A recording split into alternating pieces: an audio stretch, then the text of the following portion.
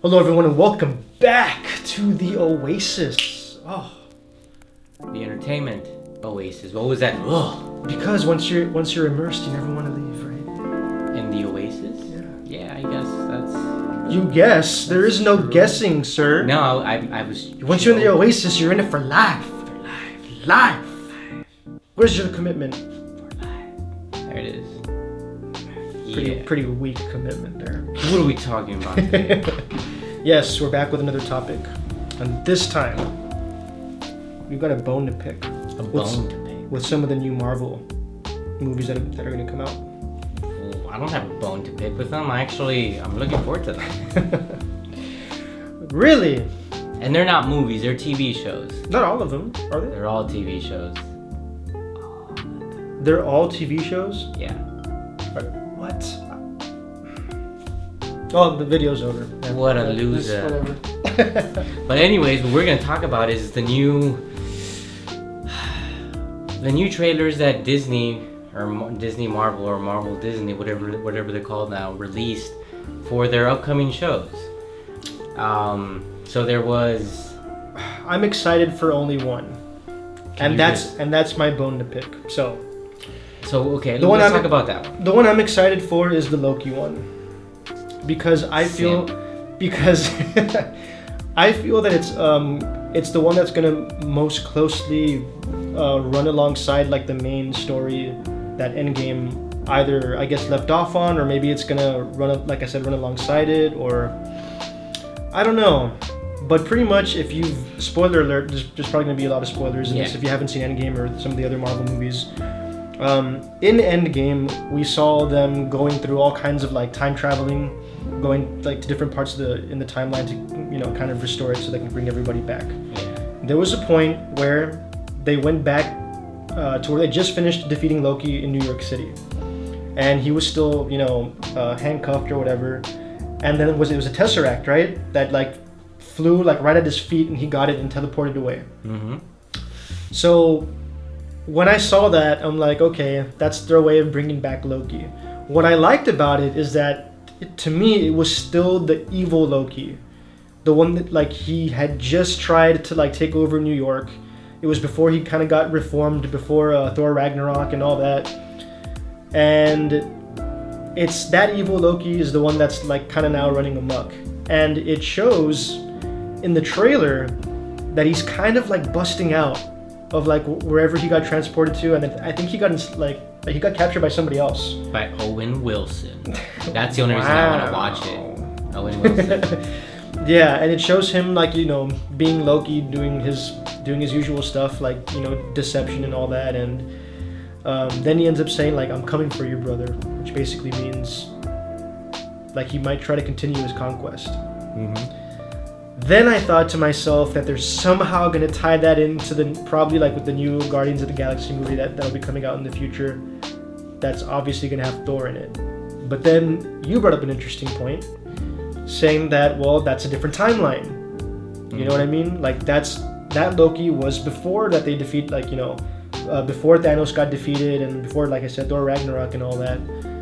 So they'd have to find a way to somehow bring him back into the timeline that we know. Mm-hmm. The one where Thanos is defeated, the one where, of course, spoiler, revived, but Robert Downey Jr. died of Iron Man, and then Chris Evans, which played Captain America, came back as a super old man, so his time is over.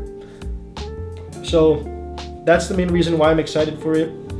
I'm really eager to see what they're gonna do with all of it and see how it ties in. See,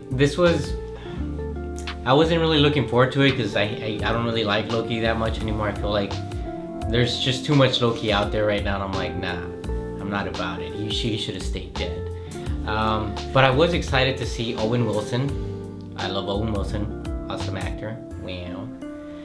And then I could have sworn I saw like a brief clip of Black Widow sitting there. Like you don't see her like you see her from the back. Huh. And I was wondering, okay, what's that about? And so that kind of piqued my interest.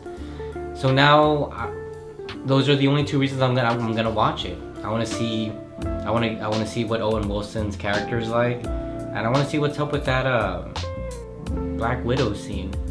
I don't know.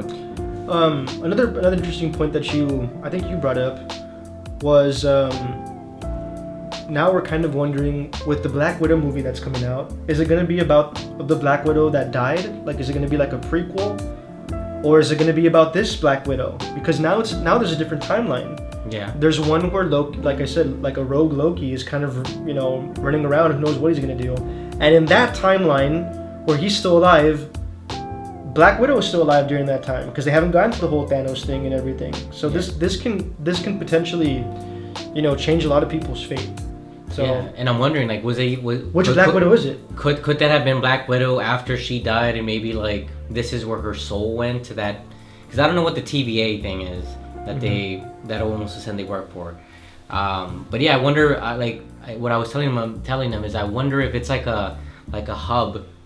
Or like an agency that operates as a hub where all the universes connect or something, I don't know, but I will crazy. watch this.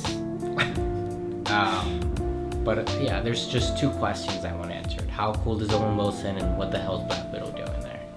But you know what I was excited for? This guy was like, seems like a rom-com. It does. WandaVision. And I was telling them, totally looks like a rom-com. It looks like a rom-com, but I was telling them, like, I can guarantee you it's probably going to be about her mental health. Because in the comics, Wanda ends up having like a psychotic break, and she turns on like the Avengers and whatnot. I think she might have killed one of them. But she's losing her grip on reality. And by that point, she had been through a lot. Like, I think she had lost her kids. Things with her and Vision weren't that great, but it got to a point where I didn't even know Wanda had kids. That's part of the story. Did she have them with Vision? It's. I'll say this though. You're like, is it a spoiler or what? It is a spoiler, but it was all like Mephisto's doing. And if you don't know who Mephisto is, he's kind of like the devil in the Marvel universe, who's Blackheart's father, which Blackheart's like. If you ever played Marvel vs. Capcom 2, it's that huge Blackheart, yeah. He comes out of Marvel vs. Capcom 2. Blackheart isn't Blackheart literally Satan's son? Yeah. Yeah. So Mephisto is Satan then. Yeah, exactly. So the kids are really like interesting. It's this weird scenario with Mephisto and how those kids came to be, but eventually kids are gone. But by that point she had already lost her mind, and Professor Xavier was like looking after her, and I think it was in Genosha where they were keeping her because he was trying to keep her powers under control. But it got to this point where she was just like, her reality warping abilities were getting too strong, that he had this meeting with the Avengers and other superheroes where they were trying to decide her fate, like what they should do, and they kind of all came to the agreement that it'd be better to kill her off.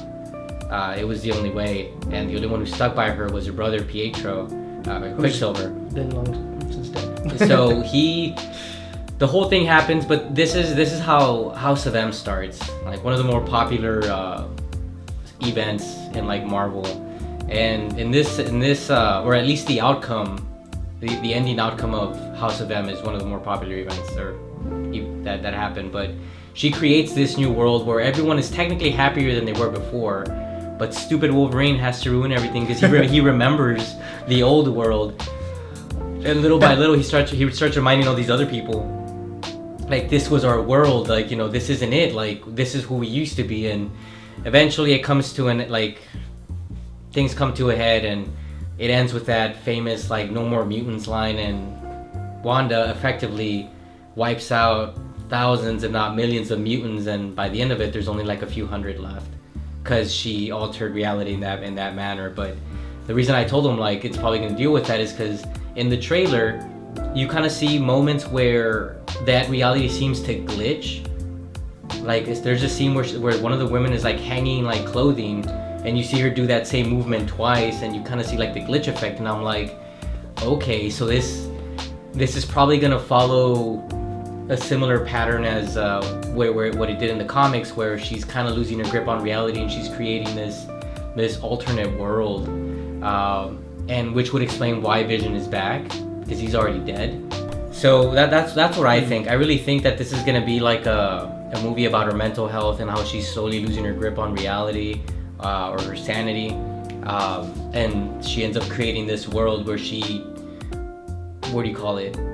She's experiencing life as like, I guess different eras in human history or different like TV shows, you know.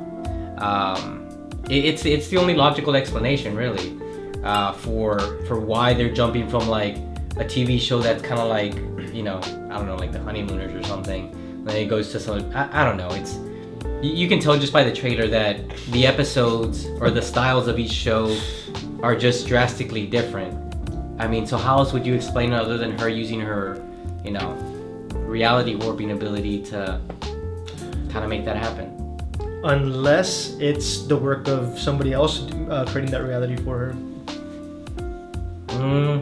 It's a possibility, but I feel like by this point she'd be able to know, and I would assume she's strong enough to like easily handle something like that when she herself. Well, I would think that maybe this outside entity might be taking advantage of her weakened state of mind because of like the whole vision death thing and all that. You know? Maybe like they're taking advantage of her going crazy, basically.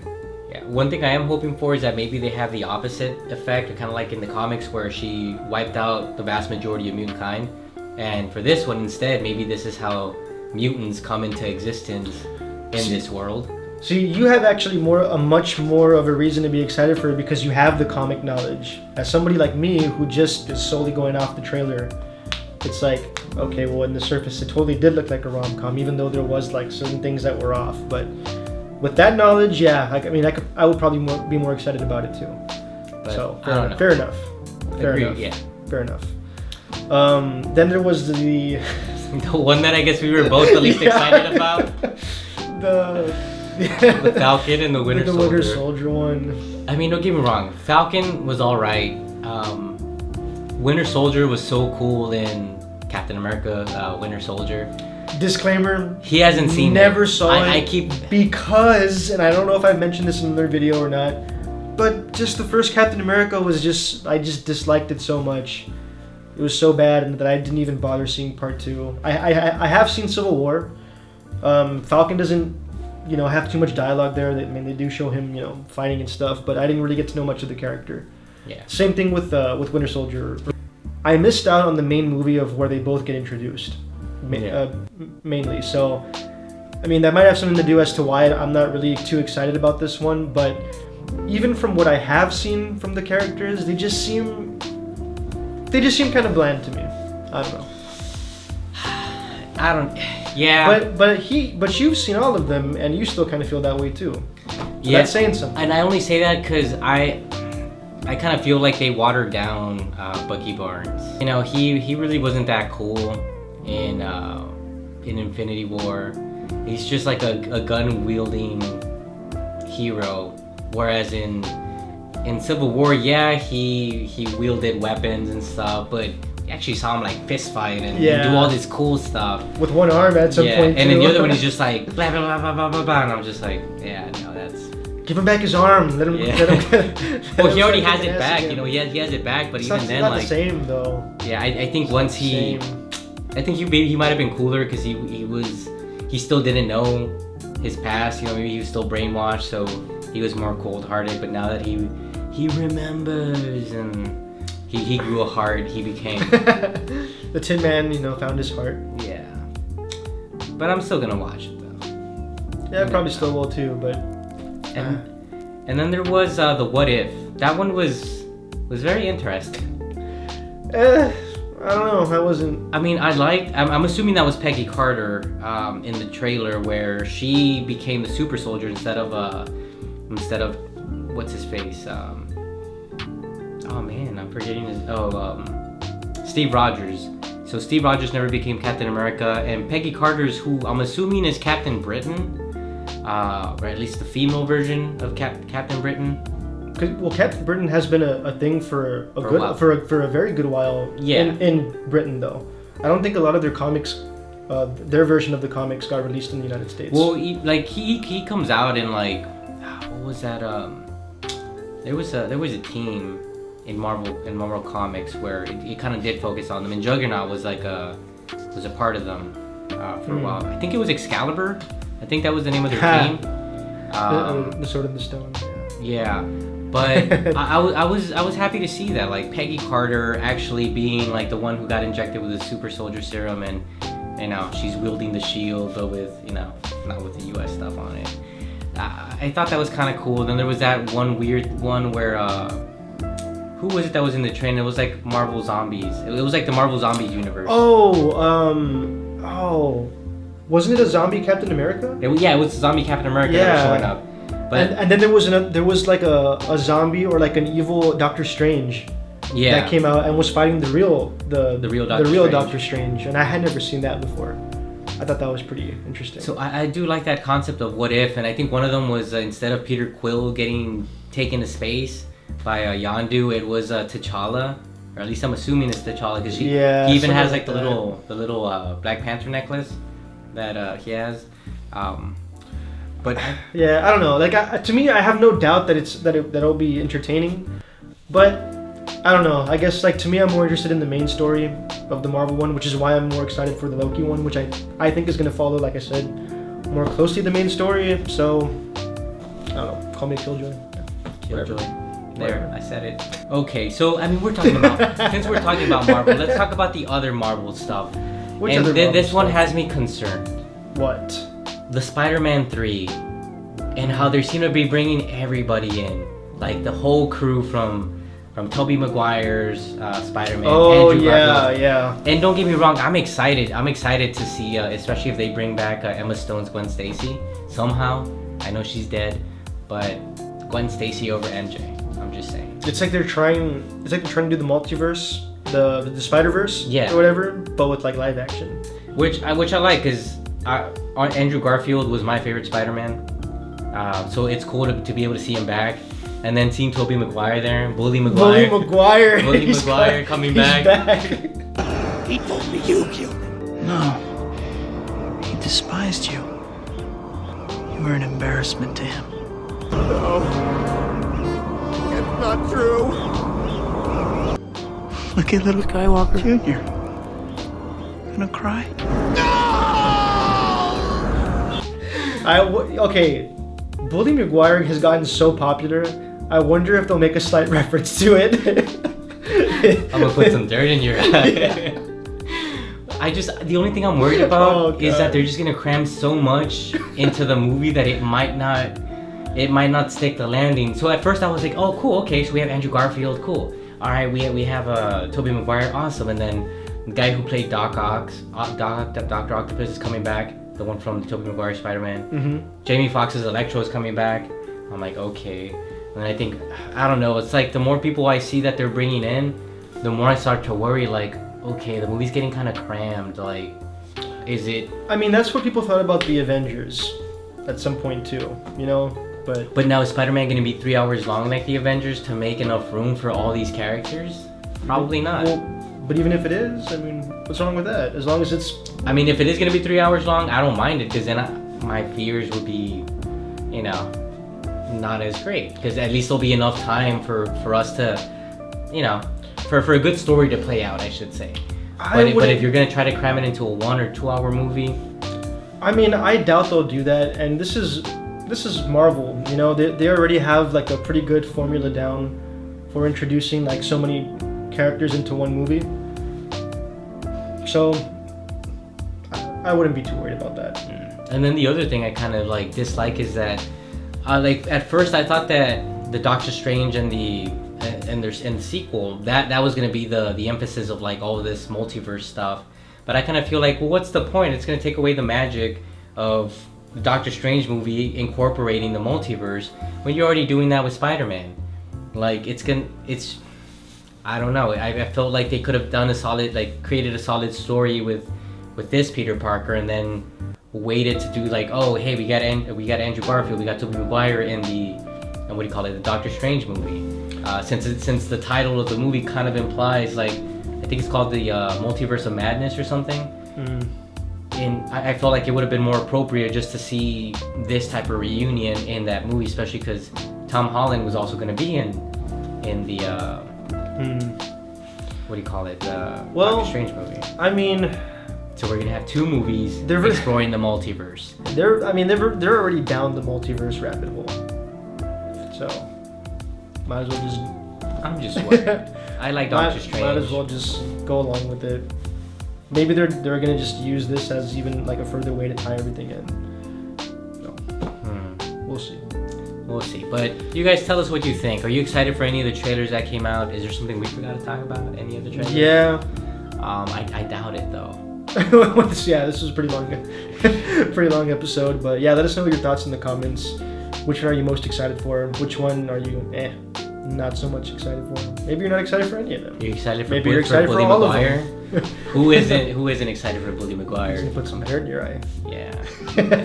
But yeah, no, we hope you guys enjoyed this video.